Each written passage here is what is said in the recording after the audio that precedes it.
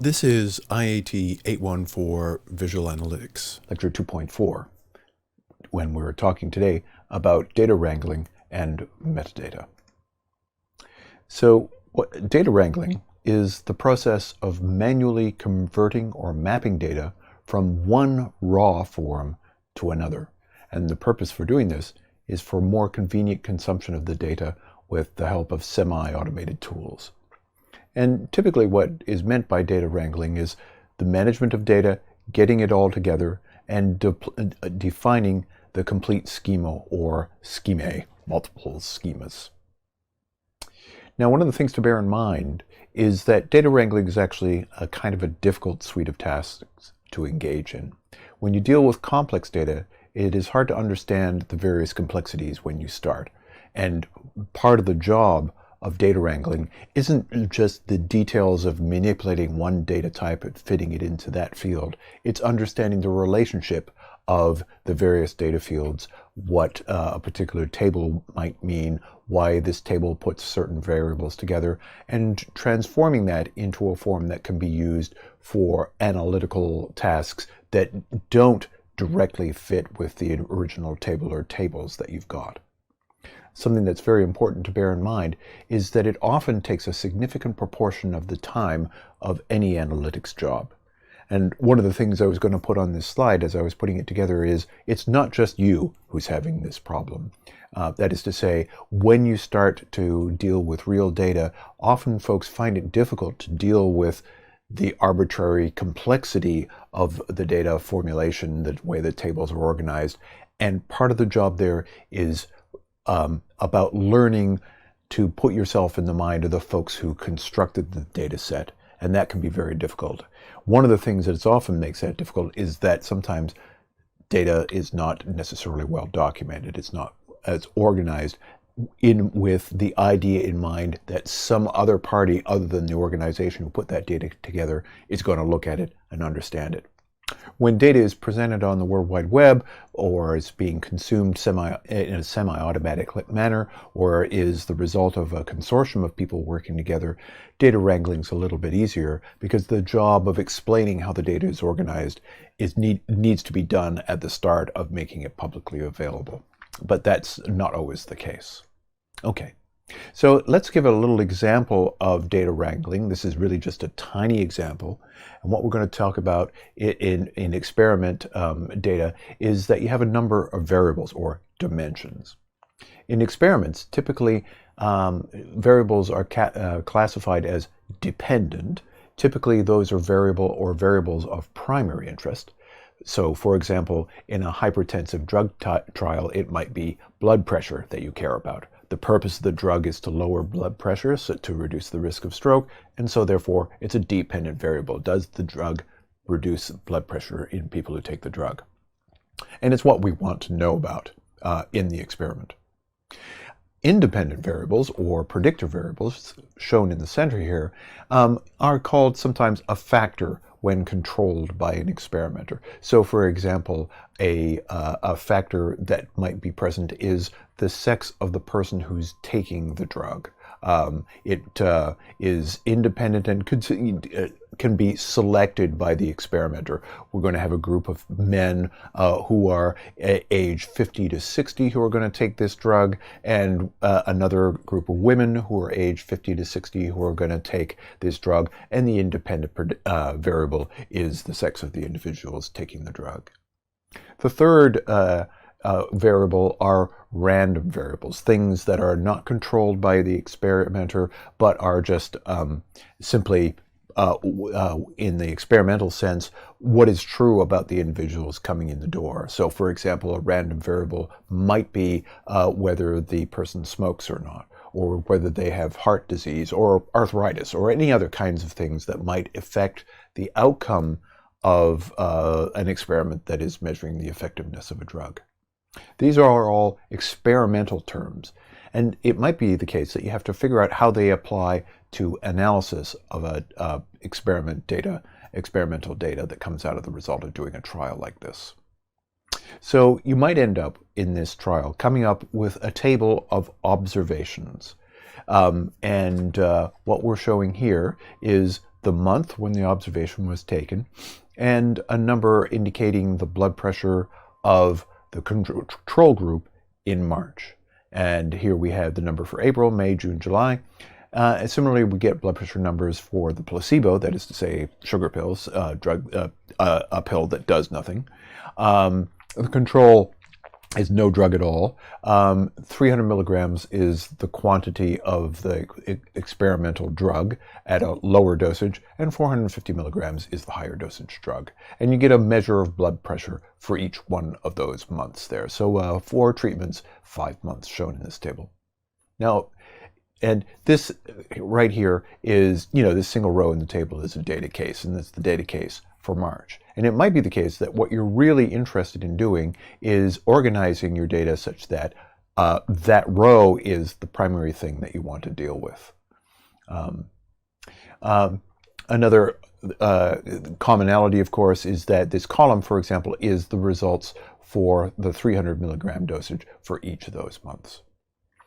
You might therefore wish, if you're doing analysis and wanting to make a comparison between each of the interventions in the trial of the control group, the placebo group, the 300 milligram group, the 450 milligram group, organize those in a column and get an independent measure during the month of March for each of those 4 groups. So this is a very, very trivial little refactoring, but it's an example of the kind of thing you might need to do if you're data wrangling.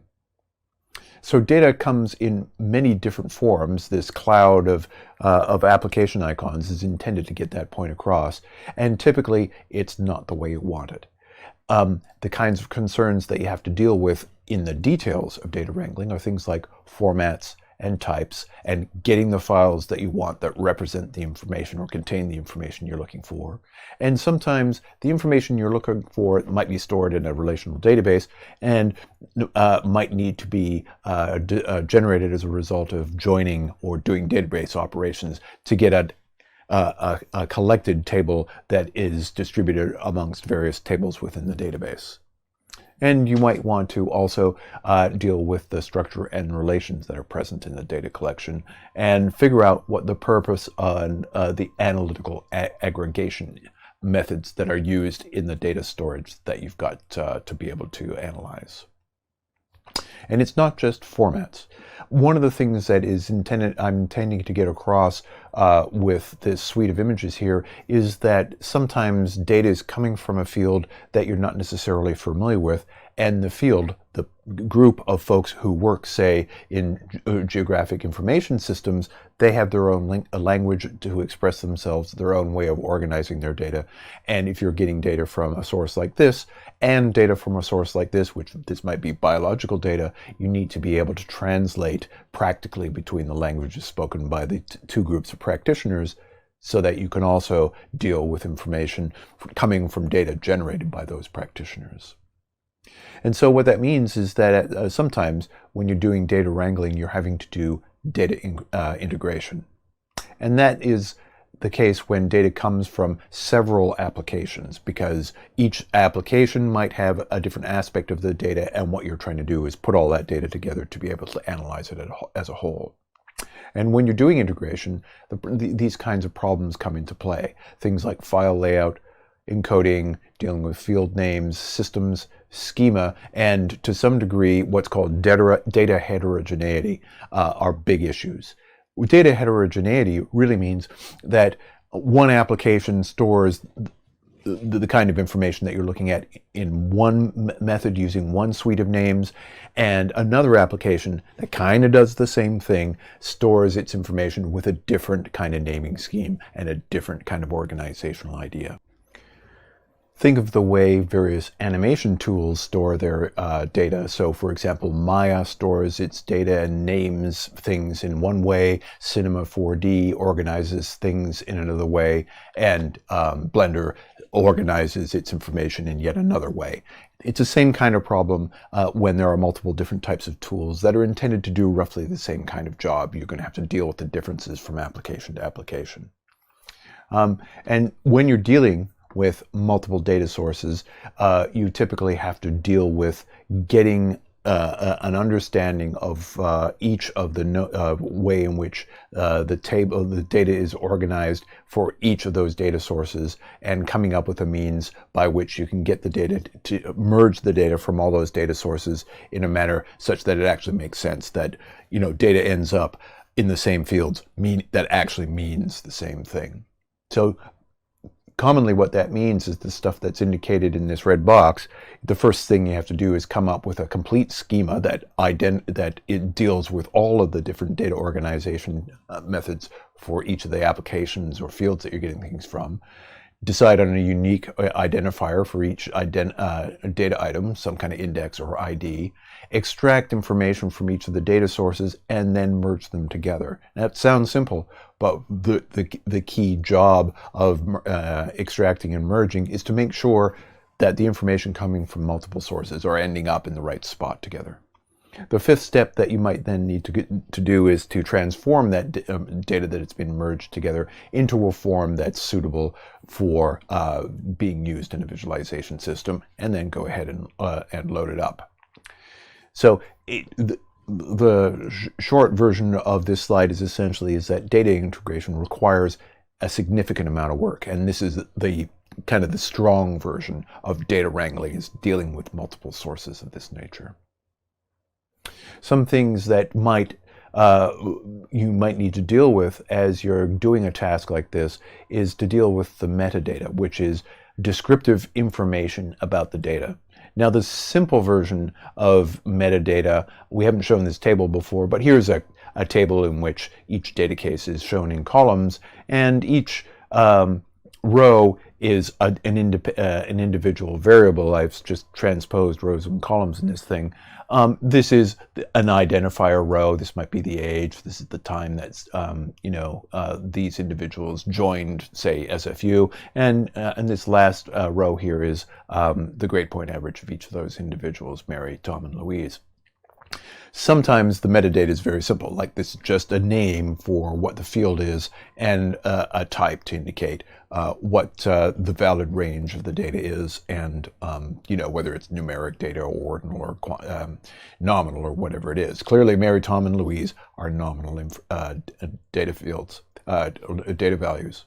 However, sometimes the metadata is a little bit more complex for times when the table itself isn't enough. For example, this 2.3 is highlighted in red because we might have, as a metadata information, a rule that says if the term is greater than or equal to 22, and that's the term that Tom is in up here, the GPA is only allowed to be above 3. Otherwise, Tom's in trouble, or there's some kind of validity problem with Tom's data.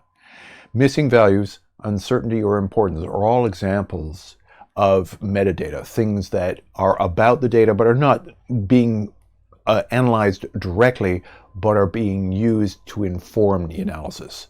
So, for example, if you have missing information, what should you do with the fact that there's an item with a value missing? If when you're talking about grade point here, you're pretty certain on what the outcome is, but maybe if you're evaluating a course that's in progress, what do you do with the fact that the grades are not yet ready, but you still want to compute a GPA? We all know what the rules are in SFU, but that would be good to know if you're looking at another university's rules for computing grade point. So those are examples of metadata that you might need to deal with when you're doing data wrangling. Okay, so that's just a quick kind of flavor of the last thing in this data lecture, which is about data wrangling and metadata, the kinds of difficulties that one confronts when managing collections of data, and just very, very brief sketches of approaches to take in dealing with that kind of information.